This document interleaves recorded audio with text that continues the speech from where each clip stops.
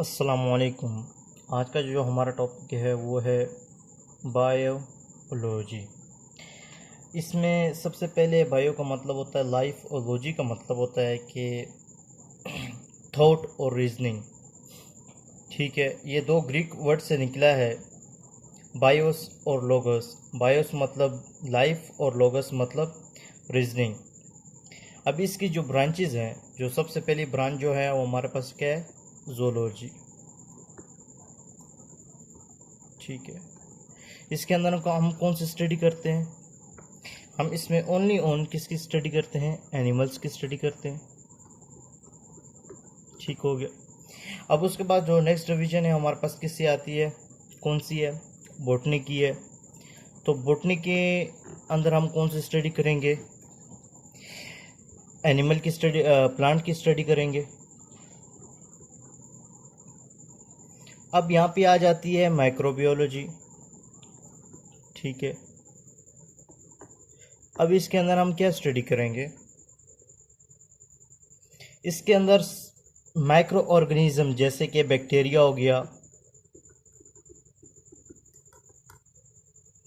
ठीक हो गया, इनकी हम स्टडी वगैरह करेंगे। बैक्टीरिया जो कि मतलब माइक्रो का मतलब होता है जो छोटे छोटे माइक्रोस्कोपिक से देखे जाते हैं, माइक्रोस्कोप से देखी जाती हैं चीज़ें, हम उसे क्या कहते हैं, मैक्रो कहते हैं। ठीक है, मैक्रो थिंग्स कहते हैं। और ये जो हैं, ये आम आंखें जो हैं वो नहीं देख सकती। तो इसको हम माइक्रोबायोलॉजी के अंदर के हम कौन सी स्टडी करेंगे, बैक्टीरिया फंजाई वगैरह की हम स्टडी करेंगे। और जो है ये आगे फर्दर डिवाइड हुई है तीन ब्रांचेज में। और उसके बाद हम बात करते हैं मॉर्फोलॉजी।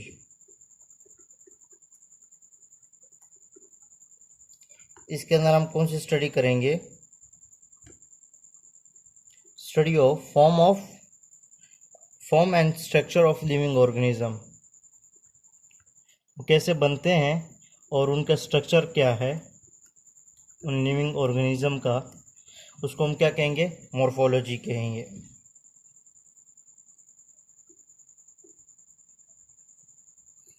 अब एक और आ जाती है यहाँ पे मॉलिक्यूलर बियोलॉजी, जिसे हम क्या कहते हैं, बायोकेमिस्ट्री भी कहते हैं। उसमें हम कौन सी स्टडी करते हैं, मॉलिक्यूल्स ऑफ लाइफ। उसमें जितने भी मॉलिक्यूल्स होते हैं लाइफ के, उनको हम क्या करते हैं, स्टडी करते हैं। ठीक हो गया। उसके अलावा क्या आ जाती है, एनाटॉमी आ जाती है। एनाटॉमी में हम किसकी स्टडी करते हैं, इंटरनल स्ट्रक्चर की स्टडी करते हैं।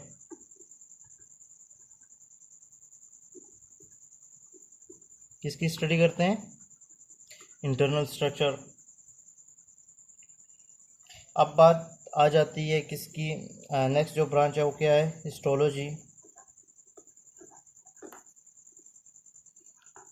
इसके अंदर हम किसकी स्टडी करते हैं, टिश्यूज की स्टडी करते हैं। टिश्यू की क्या, मैक्रोस्कोपिक स्टडी करते हैं।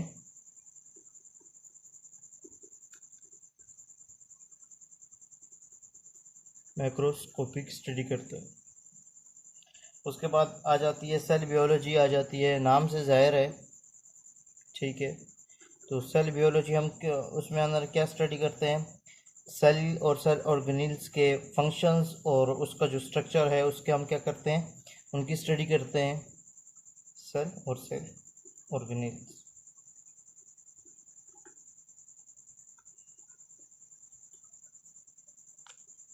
उसके बाद आ जाती है physiology.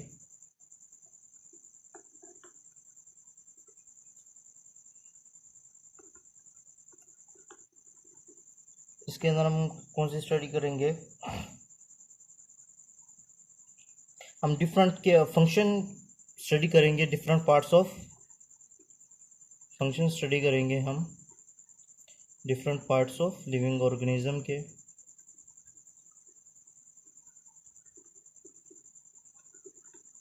Parts of living organism के। उसके बाद जो नेक्स्ट है वो हमारे पास है जेनेटिक्स।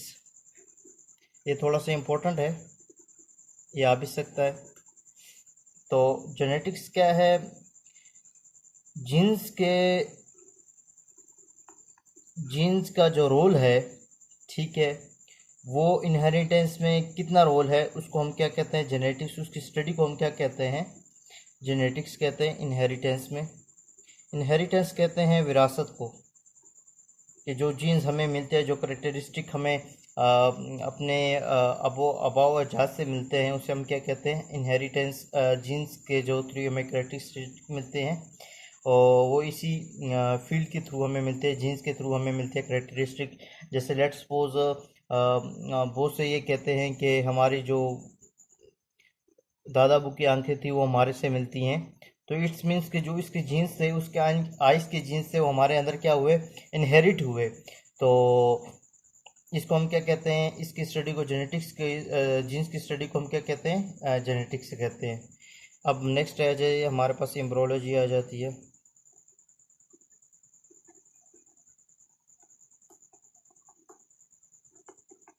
एम्ब्रोलॉजी में हम क्या करते हैं? एक न्यू एम्ब्रियो को एक इंडिविजुअल तक आने के लिए,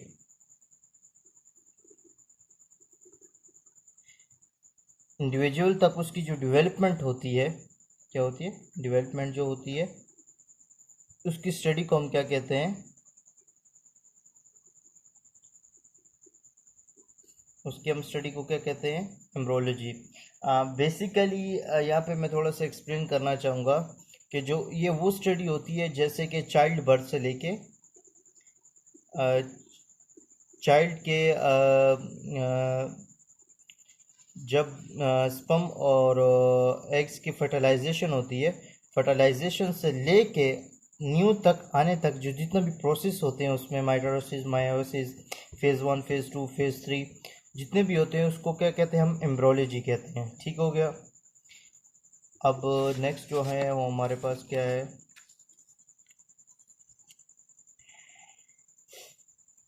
टेक्सोनोमी के,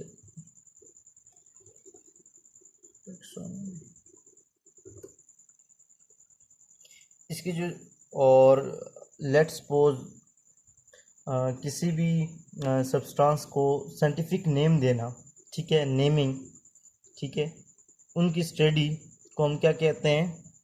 टेक्सोनोमी कहते हैं। और फिर उनको डिवाइड करना ग्रुप्स और किसमें? सब ग्रुप्स में, ग्रुप्स में एंड सब ग्रुप्स में। उसके बाद आ जाती है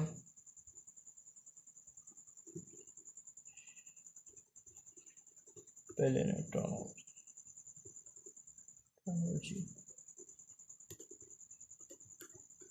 इसके अंदर हम कौन सी स्टडी करते हैं? Naming and classifications of organism into सब ग्रुप्स एंड सब ग्रुप्स, ये तो टेक्सोनोमी आ जाएगा। इसमें हम बात करते हैं स्टडी ऑफ फॉसिल फ्यूल्स की बात करते हैं। ये आ सकता है, ये एमसीक्यूज में भी आ सकता है, क्योंकि ये एक इम्पोर्टेंट ब्रांच है। और एक्सटेंट जो कि ख़त्म हो चुके हैं या अभी ख़त्म होने वाले हैं, उसको हम क्या कहते हैं? एक्सटेंट ऑर्गेनिज्म की स्टडी को भी हम क्या कहते हैं? जो ख़त्म हो चुके हैं, एक्सटेंट कहते हैं ख़त्म, जो कि सब्सटेंसेस ख़त्म हो गए, जैसे डायनासोर हो गया, तो इसको हम क्या कहते हैं? एक्सटेंट एनिमल कहते हैं। तो एक्सटेंट जो ऑर्गेनिज्म होंगे उनकी स्टडी को हम क्या कहते हैं? या फॉसिल फ्यूल की स्टडी को हम क्या कहते हैं? पैलियोंटोलॉजी कहते हैं। उसके अलावा हम क्या कहते हैं? एनवायरमेंटल पियोलॉजी। ठीक हो गया। एनवायरमेंटल, यहाँ पे ई भी मैं लिख लो। हमारा ऑर्गेनिजम्स का इन्वायरमेंट के साथ कैसे इंटरेक्शन होता है, उसकी स्टडी को हम क्या कहते हैं? कैसे इंटरेक्शन होता है? इंटरेक्शन किसके साथ? इन्वायरमेंट के साथ। उसको, उसकी स्टडी को हम क्या कहते हैं? इन्वायरमेंट बियोलॉजी कहते हैं। अभी सोशल बियोलॉजी क्या कहती है? जो सोशल बिहेव क्या होता है? एस बी लिख रहा हूँ यहाँ पे, सोशल बियोलॉजी। इसमें हम क्या करते हैं? इसकी किसकी स्टडी करते हैं? एनिमल्स हैं, ठीक है, उनके बिहेवियर से जो सोसाइटी बनती है हम उससे क्या कहते हैं, इनके बिहेवियर से जो सोसाइटी बनती है उसको हम क्या कहते हैं, सोशोबियोलॉजी कहते हैं। अब पैरासिटोलॉजी जो है हमारे पास किसके होती है, पैरासिटोलॉजी ये किसकी स्टडी है, ये इंसेक्ट्स की स्टडी है, पैरासाइट्स की, सॉरी पैरासाइट्स। अब पैरासाइट्स क्या होते हैं, पैरासाइट्स वो होते हैं, वो ऑर्गेनिज्म होते हैं जो कि फूड लेते हैं, ठीक है, टेक फूड, उसके बाद शेल्टर कर देते हैं किसके, होस्ट के अंदर, लिविंग होस्ट के अंदर, और उसके बाद उस बॉडी को हार्म देते हैं। जैसे लेट्स सपोज हमारे पास यहाँ पे हम किसके ले लेते हैं, मॉस्किटो की ले लेते हैं, ठीक है, जिसे हम मच्छर भी कहते हैं। उसकी एग्जांपल जो है वो बेस्ट एग्जांपल है यहाँ पे फिट करेगी, ठीक है। उसके अलावा हम बायोटेक्नोलॉजी की बात करते हैं।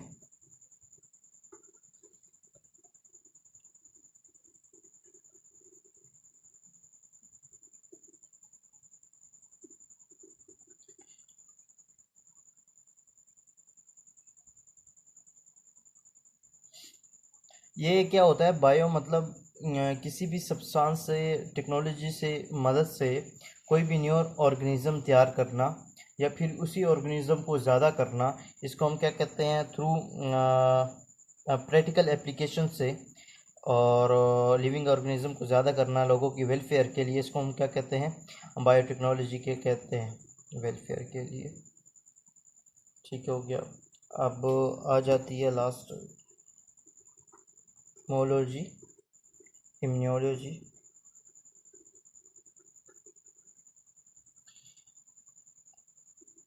ये इम्यूनोलॉजी इम्यून सिस्टम जो है उनको स्टडी करने के लिए जो ब्रांच है वो कौन सी है, इम्यून सिस्टम को ये किसको स्टडी करती है, ये branch immune system of animals को स्टडी करती है। अब इम्यून सिस्टम क्या है, लेट्स सपोज आपको कोई भी बीमारी हुई है और उसके अंदर रेजिस्टेंस आती है, आपको बुखार हुआ है और उसके अंदर रेजिस्टेंस आती है, एक नेचुरल रेजिस्टेंस होती है बॉडी के अंदर, और उसको कुछ दिन के लिए वो एक्सपोज नहीं करने देती है, बैक्टीरिया को मारती रहती है। जब वो बैक्टीरिया हैवी हो जाते हैं उस पर, तब जब हम जाकर मेडिसिन लेते हैं और उनसे रिलीफ मिलता है।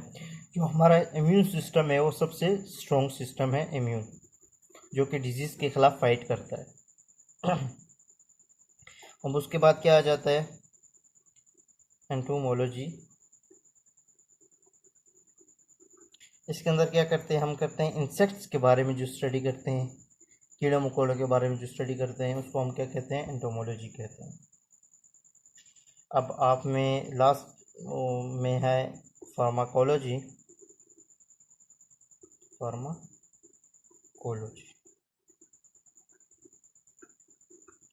इसके अंदर जो हम स्टडी करेंगे वो ड्रग्स की स्टडी करेंगे। ड्रग्स वो नहीं जो आम अल्फाज में हम लोग यूज़ करते हैं नेचुरल लैंग्वेज में, ड्रग्स वो जो मेडिसिन के तौर पे यूज़ होती हैं, उनके इफ़ेक्ट्स ह्यूमन लाइफ पे, उनकी स्टडी करते हैं, ठीक हो गया। ड्रग्स से मुराद मेडिसिन, ठीक है, क्या ड्रग्स से क्या मुराद है, मेडिसिन, ठीक हो गया। ये था आज का टॉपिक। अल्लाह हाफिज़।